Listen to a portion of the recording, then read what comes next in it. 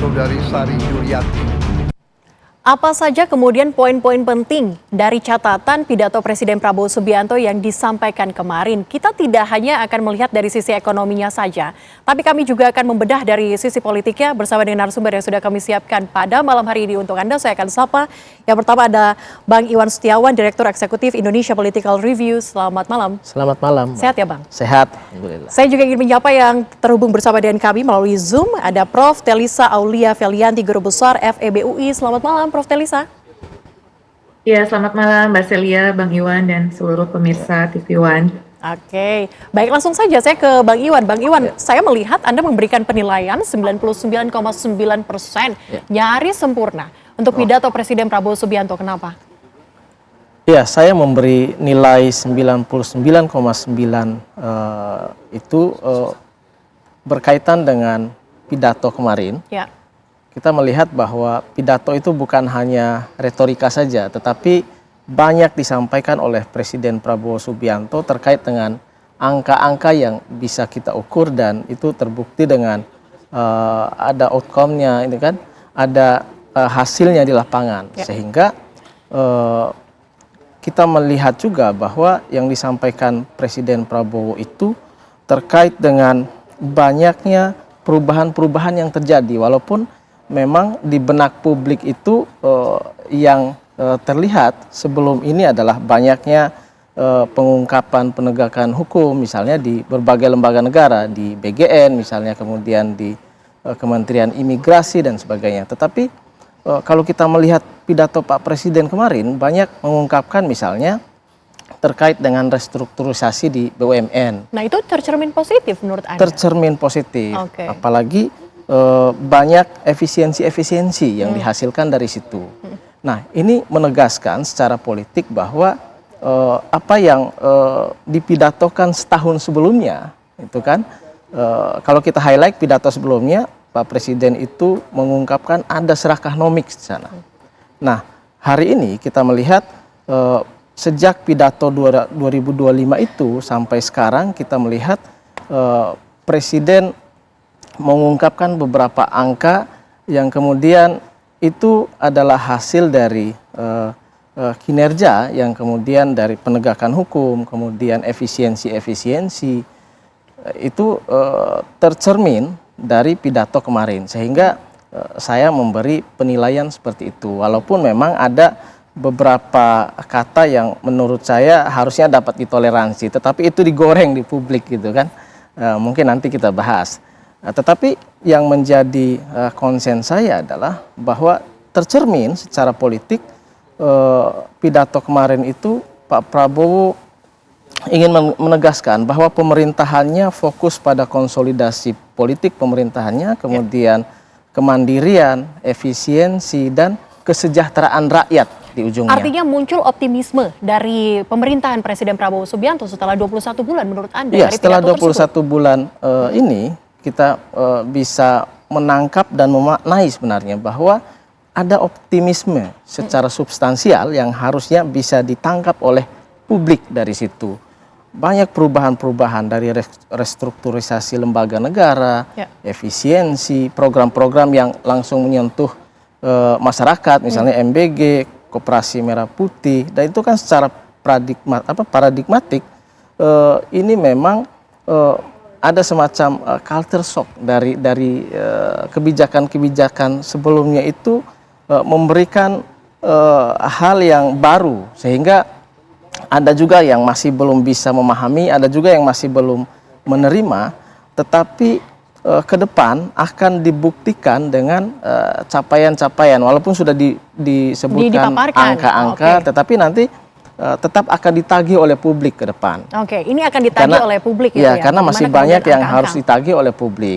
Nah, misalnya soal MBG yang hari ini masih dilakukan perbaikan-perbaikan, termasuk tata kelolanya, kemudian penyaluran di lapangan dan sebagainya. Kemudian Kopdes juga, kemudian sekolah rakyat juga masih on the track, ya kan? Artinya kemudian masih perlu ada evaluasi program-program lainnya, target-target yang kemudian disasar oleh Presiden Prabowo Subianto. Tapi untuk melihat bagaimana kemudian capaian di tahun 2026 dari 121 kebijakan transformatif, Prof. Telisa, pembacaan Anda dari sisi ekonom seperti apa?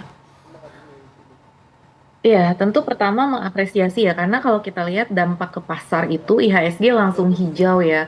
Rupiah juga relatif menguat. Jadi respon pasar nampaknya relatif cukup baik ya terhadap pidato beliau gitu. Karena saya melihat bahwa ada sedikit perubahan dalam penyampaiannya, dalam arti bahwa beliau menyampaikan kesuksesan dan optimisme, namun juga tetap menyampaikan ada beberapa PR yang harus dikerjakan ya. Seperti kemarin misalkan puskesmas itu banyak yang belum direnovasi sehingga harus direnovasi. Jadi terus kemudian perbaikan-perbaikan ke depannya. Jadi mengakui bahwa memang masih ada kekurangan pada program-program tertentu, tetapi ayo kita bersama-sama perbaiki seperti itu. Jadi di situ ada semacam pengakuan lapangan ya, walaupun di atas kertas tentu semua sangat baik ya.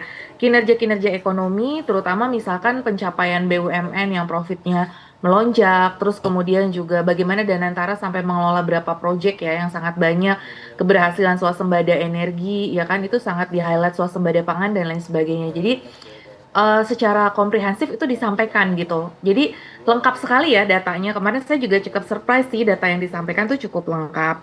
Meskipun demikian memang masih ada PR ke depan ya yang perlu kita sama-sama perbaiki. Kemudian dari tema yang beliau sampaikan yaitu tumbuh lebih tinggi dan sejahtera lebih cepat. Nah, ini masyarakat sangat mendambakan ya kesejahteraan yang lebih cepat ini gitu.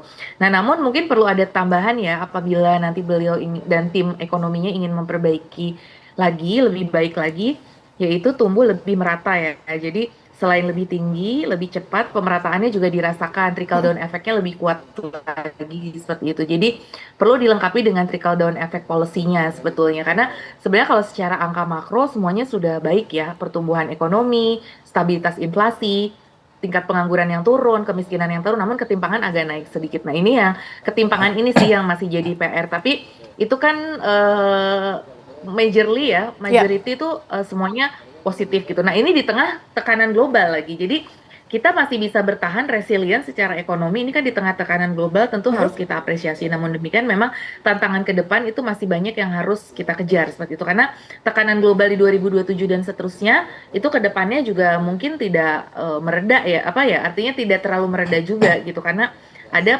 pengamat-pengamat geopolitik yang sudah mulai melihat eskalasi di 2027 juga akan ada eskalasi baru kemungkinannya seperti itu. Nah, berarti kita harus bersiap gitu loh untuk terus menghadapi guncangan-guncangan ini bersama seperti itu. Oke, Prof. Telisa, kemarin juga Presiden Prabowo Subianto menyoroti soal 2 lembaga rating yang kemudian memberikan rating stabil. Apakah ini cerminan untuk menyampaikan kepada investor bahwa tidak perlu khawatir bahwa kami sedang bekerja atau seperti apa sebenarnya pandangan dari ekonom?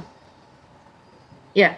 Jadi ini sebetulnya memang ini cukup angin segar ya, karena kan sebelumnya kita outlook-nya agak diturunkan kalau Fitch dan Moody's ya, outlook, tapi investment grade-nya tetap triple B, cuman outlook-nya. Nah, tapi kemudian S&P alhamdulillahnya kan setelah mendapatkan penjelasan yang lebih lengkap ya, karena yang 2 lembaga rating itu memang belum bertemu ya, pemerintah belum sempat bertemu kalau tidak salah, belum intensif gitu. Nah, setelah intensif di S&P, akhirnya mereka lebih memahami kondisi Indonesia, bahwa Indonesia tuh bertahan dari berbagai macam dan melakukan transformasi ekonomi. Jadi komunikasi kebijakannya mungkin lebih jelas sehingga kita diberikan outlook stable seperti itu. Jadi tapi kan yang lain sudah terlanjur karena memang waktu itu kan ada gunjang-ganjing pasar saham, kemudian ada gunjang-ganjing rupiah kita yang melemah dan macam-macam ya, masih banyak isu waktu itu. Nah, yang di S&P kan memang relatif lebih stabil. Kemudian yang dari Cina kan memang memberikan triple A ya, terkait dengan Indonesia itu bahkan memang sangat tinggi investment grade-nya karena China lebih melihat Indonesia tuh lebih dipahami lah karena sesama negara Asia mereka lebih paham karena biasa lembaga rating tuh